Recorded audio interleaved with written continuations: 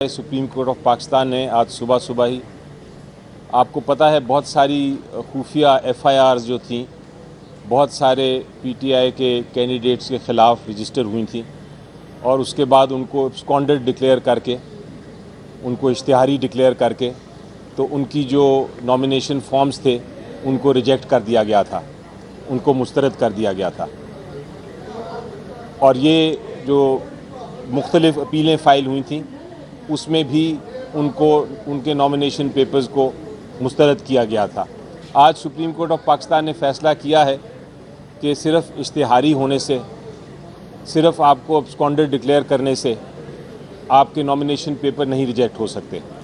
ये अवाम का काम है कि वो फ़ैसला करें कि कौन सा कैंडिडेट उनके लिए सही है और कौन सा नहीं। इसलिए इलेक्शन कमीशन ऑफ पाकिस्तान किसी किस्म की रुकावट नहीं डाल सकता एक शख्स के नॉमिनेशन पेपर्स में ये कह के, या रिजेक्ट नहीं कर सकता ये कह के कि वो इश्तिहारी है। उसके अलावा अदालत ने कहा है कि अगर उन लोगों ने जिन्होंने बेल्स अप्लाई की थी, जिन्होंने ज़मानत अप्लाई की थी और जिनको ज़मानत दे दी गई थी और वो अदालत के सामने पेश हो के अपने आप को उन्होंने पेश कर दिया हुआ है, उनके नॉमिनेशन पेपर्स भी रिजेक्ट नहीं हो सकते।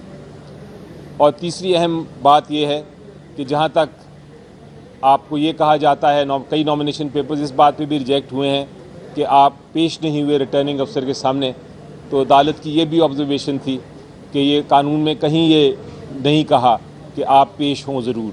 ये पेश होना या ना होना, ये रिटर्निंग ऑफिसर उस बेसिस पे, उस ग्राउंड पे, उस वजह से नॉमिनेशन पेपर नहीं रिजेक्ट कर सकता। तो इस जजमेंट के बाद इंशाल्लाह बहुत सारे नॉमिनेशन पेपर्स जो रिजेक्ट हुए थे वो अब बहाल हो जाएंगे। शुक्रिया। सर ये बताइएगा कि जो रिटर्निंग अफसर ये कर रहे हैं, इस तरह कागज़ मुस्तरद कर रहे हैं, क्या उनकी तरबियत नहीं की गई या इलेक्शन कमीशन की मालाफाइडी है इसमें? देखें, इसमें यकीनी तौर पे उनको जो इंस्ट्रक्शंस दी होंगी वो कानून के ख़िलाफ़ थी, तो आप इसको मैलिफाइड इन लॉ कह सकते हैं। यानी कानून में अगर आप एक ऐसी इंस्ट्रक्शन देते हैं, ऐसी हिदायत देते हैं अपने अफसरान को जो कि कानून के ख़िलाफ़ है, तो उसको वाकई ही आप मैलिफाइड ही कहेंगे। सर ये बताइएगा कि एक बड़ी डिस्कशन चल रही है कि जो आपके उम्मीदवार होंगे वो आज़ाद होंगे तो किसी भी जमात में जा सकते हैं। इस हवाले से कोई तहरीक इंसाफ प्लान कर रही है अदालतों में जाके कि कोई पार्टी आपकी मौजूद है, बल्ले का निशान नहीं है, तो इस पर लीगली पोजीशन बताइएगा क्या होगी? देखिए, मेरी नज़र में जो कैंडिडेट्स हैं वो 3 किस्म के इस वक्त मैदान में उतरे हुए हैं। ये जो इलेक्शन हो रहा है उसमें 3 किस्म के कैंडिडेट्स हैं। एक तो कैंडिडेट है जो कि अपनी अपनी पॉलिटिकल पार्टी, अपनी सियासी जमात के इंतखाबी निशान पे लड़ रहे हैं, वो तो पार्टी के कैंडिडेट्स हैं। दूसरे कुछ कैंडिडेट्स ऐसे हैं जो बिल्कुल ही आज़ाद हैं, जिन्होंने अपने नॉमिनेशन फॉर्म में और अपना जो एफिडेविट है उसमें कहा है कि हम किसी पार्टी से मुंसलिक नहीं हैं। वो बिल्कुल आज़ाद हैं, वो जब इलेक्शन के बाद किसी भी पॉलिटिकल पार्टी को ज्वाइन कर सकते हैं, उसमें शामिल हो सकते हैं।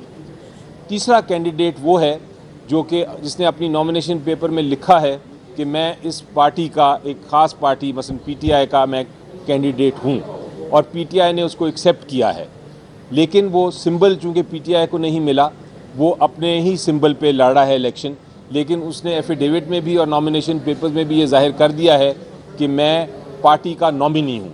ये जो नॉमिनी कैंडिडेट है इसको भी पार्टी का कैंडिडेट समझा जाएगा, बेशक वो पार्टी के सिंबल के बगैर लड़ा है। इसलिए कल को जब इलेक्शन होगा तो वो पार्टी का ही कैंडिडेट समझा जाएगा, मेंबर समझा जाएगा पार्लियामेंट में। सर कल लाहौर हाई कोर्ट ने सलमान अकरम राजा साहब को इलेक्शन कमीशन से रुजू करने की हिदायत की है, तो क्या तमाम कैंडिडेट्स इलेक्शन कमीशन से रुजू करेंगे या सिर्फ सलमान अकरम राजा?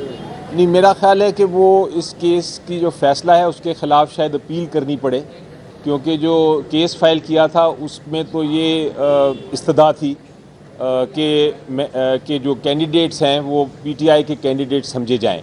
तो अदालत ने अगर उस पर फ़ैसला नहीं किया, मेरा ख्याल है अदालत को ही फ़ैसला करना पड़ेगा अल्टीमेटली। तो मुझे यकीन है कि बहुत जल्द उस फैसले के ख़िलाफ़ भी अपील फ़ाइल की जाएगी।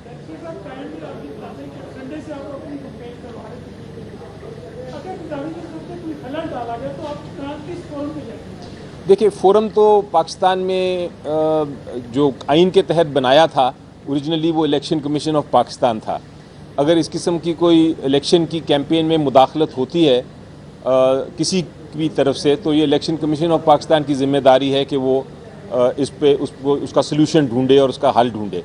लेकिन चूंकि इलेक्शन कमीशन ऑफ पाकिस्तान नाकाम है इस मामले में, वो कोई इक़दाम नहीं कर रहा, तो अगर ऐसा हुआ तो फिर अदालत के ही हमें रुजू करना पड़ेगा, क्योंकि आखिरी रिजॉर्ट, आखिरी हल अदालत के पास ही है। हालांकि ये सियासी मामले होते हैं, लेकिन अल्टीमेटली ये अदालत के पास ही आके हमें रिलीफ अगर मिलना है तो अदालत से ही मिल सकेगा। Thank you ji.